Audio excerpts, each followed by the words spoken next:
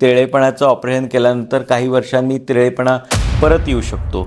तर याच्यामागचं एक्झॅक्टली कारण काय हे तुम्हाला सांगतो. नमस्कार, मी डॉक्टर सौरभ पटवर्धन. मी नंदादीप नेत्रालय येथे नेत्रतज्ञ म्हणून काम करतो. आज या व्हिडिओमध्ये आपण थोडक्यात माहिती घेणार आहोत ते तिरळेपणाच्या ऑपरेशनविषयी.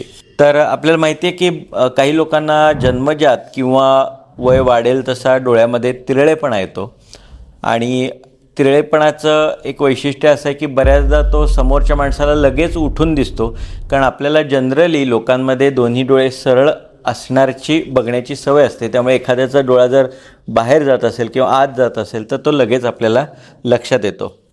तर सगळ्यात महत्त्वाची गोष्ट म्हणजे हा तिरळेपणा ठीक करणं हे शक्य असतं आणि त्याच्यासाठी प्रामुख्याने 2-3 प्रकारचे उपचार पद्धती उपलब्ध असतात त्याच्या कारणानुसार.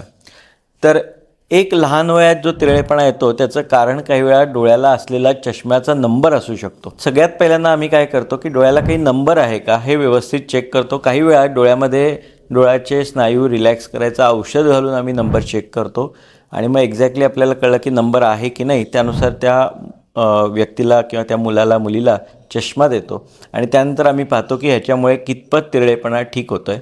जर यांना तिरळेपणा पूर्ण ठीक होत असेल तर बऱ्याचदा ह्याच्यामध्ये कुठल्याही ऑपरेशनची गरज लागत नाही. काही वेळा स्नायूंच्या विकनेसमुळं सुद्धा तिरळेपणा होऊ शकतो, तर त्याला काही स्पेसिफिक एक्झरसाइज असतात, तर त्याची आम्ही तपासणी करून ते देतो आणि त्याच्यामुळे सुद्धा काही वेळा तिरळेपणा नियंत्रणात आणू शकतो आपण. पण काही व्यक्तींना मात्र या दोन्हीचाही तसा फायदा होत नाही किंवा ह्या दोन्हीच्या ट्रीटमेंटनंतरसुद्धा तिरळेपणा राहिलेला असतो. तर अशावेळी त्याला आम्ही ऑपरेशन सजेस्ट करतो. तर तिरळेपणाच्या ऑपरेशनमध्ये नेमकं काय केलं जातं, तर आपल्या डोळ्याच्या भोवती 6 स्नायू असतात, म्हणजे प्रत्येक डोळ्याला 6 असे 12 स्नायूंचा एक सेट असतो जो आपला डोळा सरळ ठेवण्यासाठी आपल्याला मदत करत असतो. ह्या स्नायूंवर नियंत्रण ठेवण्याचं काम हे मेंदूचं असतं. जो तिरळेपणा होतो त्याच्यामध्ये ह्या नियंत्रणामध्येच काही वेळा बिघाड झालेला असतो. काही वेळा दृष्टीच्या बिघाडामुळे सुद्धा हा नियंत्रणाचा अभाव असू शकतो. तर अशावेळी या स्नायूंची जी पोझिशन आहे ती आम्ही चेंज करतो, त्याला अधिक स्ट्रेंथन किंवा काही स्नायूंना थोडंसं कमजोर बनवतो, जेणेकरून दोन्ही डोळे आपले सरळ बघायला लागतात. तर हे स्क्विंटचं किंवा तिरळेपणाचं ऑपरेशन हे डोळ्याच्या बाहेरच्या भागातून होत असतं. म्हणून बऱ्याचदा काही पेशंटना एक काळजी असते की ह्या ऑपरेशन तर मला दिसायला काही प्रॉब्लेम येणार आहे का किंवा दृष्टीला काही धोका आहे का, डोळ्याला काही धोका आहे का. तर तिरळेपणाच्या ऑपरेशनमध्ये हे ऑपरेशन पूर्णपणे डोळ्याच्या बाहेरच्या भागात केलेलं असल्यामुळे याला दृष्टीला धोका असण्याचा शक्यता अगदी जवळजवळ 0 असते. काही व्यक्तींना मात्र या ऑपरेशनच्या आधी पूर्ण भूल देऊन आपल्याला हे ऑपरेशन करावं लागतं, त्यामुळे त्याचा व्यवस्थित फिटनेस असणं हे गरजेचं असतं. तिरळेपणाच्या ऑपरेशनच्या रिझल्ट्स हे खूप चांगले असतात.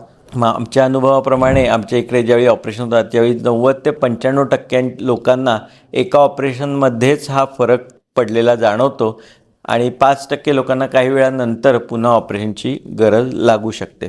आणखी एक लोकांचा प्रश्न असतो की एक पूर्वीच्या काळात बऱ्याचदा डॉक्टरसुद्धा पेशंटना सांगायचे की तिरळेपणाचं ऑपरेशन केल्यानंतर काही वर्षांनी तिरळेपणा परत येऊ शकतो. तर याच्यामागचं एक्झॅक्टली कारण काय हे तुम्हाला सांगतो.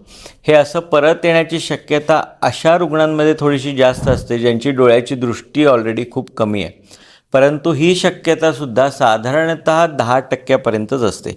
म्हणजे ज्यावेळी आम्ही ऑपरेशन करतो डोळ्याच्या तिरळेपणाचं तर जवळजवळ 90% लोकांचे डोळे हे नंतरसुद्धा सरळच राहतात, परंतु एक 10% लोकांना, खास करून ज्यांची दृष्टी खूप कमी आहे, अशावेळी थोड्याफार प्रमाणात तिरळेपणा परत येऊ शकतो आणि तो सुद्धा नंतरच्या काळात आपण पुन्हा ठीक करू शकतो. म्हणजे नंतर जरी थोडासा तिरळेपणा आला तरी आपल्याला तो ठीक करता येतो. त्यामुळे जर तुम्हाला तिरळेपणा असेल किंवा तुमच्या नातेवाईक मित्रमंडळींपैकी कुणाला जर असेल तर नक्की तुम्ही त्यांना ह्याची विषयीची माहिती द्या आणि त्याच्या उपचारानंतर खूप फरक पडतो. आणि दुसरं महत्त्वाचं मी पाहिलेलं आहे की ज्यांचे ऑपरेशननंतर डोळे सरळ होतात, डोळे ठीक होतात, त्यांच्या आत्मविश्वासात सुद्धा खूप मोठा फरक पडतो. तर जरूर कोणाला गरज असेल तर जरूर ते आमच्याशी संपर्क करू शकतात. धन्यवाद.